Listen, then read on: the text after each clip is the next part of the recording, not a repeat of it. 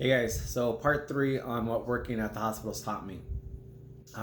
This has nothing to do with financial services, actually. It just has to do with a little bit of respect and a different mindset or a different perspective.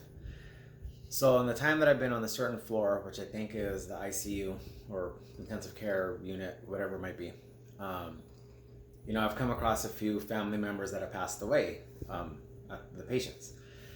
And the first couple is hard. You see these emergency teams run in and they're trying their best to revive the patient and they're doing everything they can.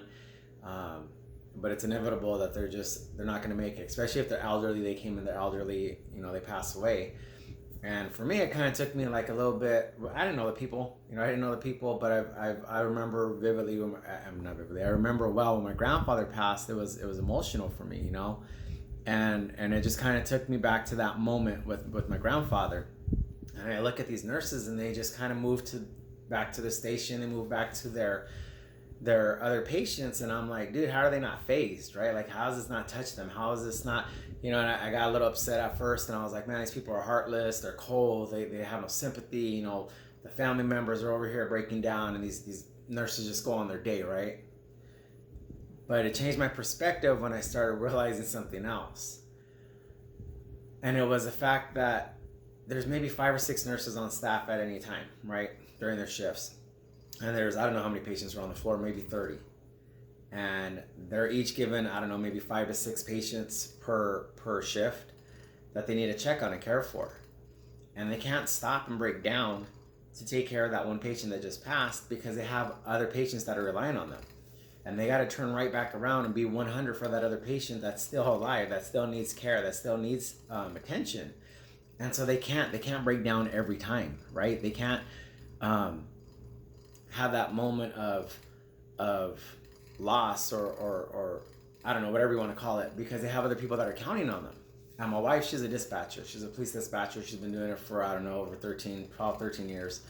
And I've learned a lot from the cops. A lot of people want to get mad because they got pulled over for speeding, running a red light, for whatever the infraction may be, but they don't know where that police officer's coming off of, right? He could have just came from, being shot at or being cussed out and fought a suspect before. And there's stories, I'm not going to go into them, but there's stories that whatever you think, you know nothing about. If you're not in law enforcement, if you know nobody in law enforcement, you don't know what they go through on a daily, right?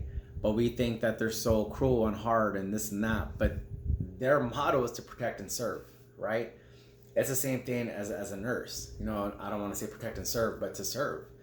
And as much as I hear that these calls are coming out from the patients, it's almost like a thankless job. The same thing with the police officer. It's a thankless job. I don't know how many people, after the fact that they've been helped, whether it be a patient or somebody who was helped by law enforcement, actually goes back to find that nurse or that officer and just says, thank you for helping me in that time that I couldn't help myself, that I needed somebody else there to be strong, because they have to shut it off. They have to shut it off so that way they can give 100 to that next person, but we're about ourselves in that moment. And when I first got hired for the police station, when I first got hired on the hospital, they told us, we need to be more attentive to our surroundings, whether it be coming in and out of the parking lot, whether it be, pushing our carts through the hall, because we don't know what somebody else is going through.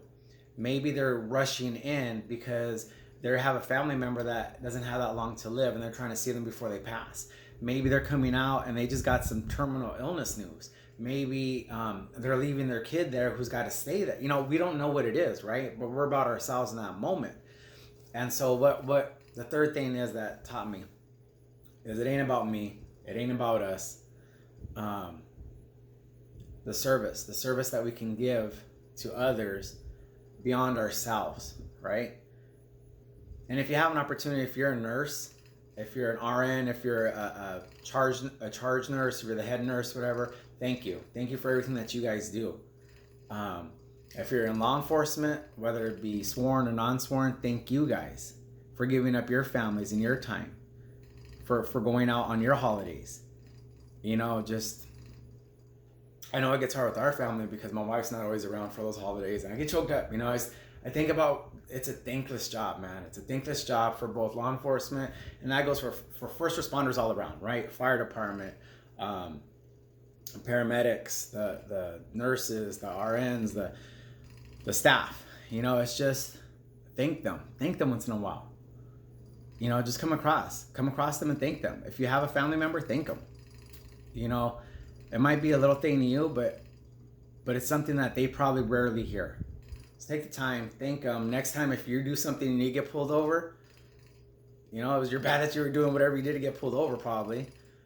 But remember, you don't know where that officer's coming off of, what he just had to deal with before he has to deal with you.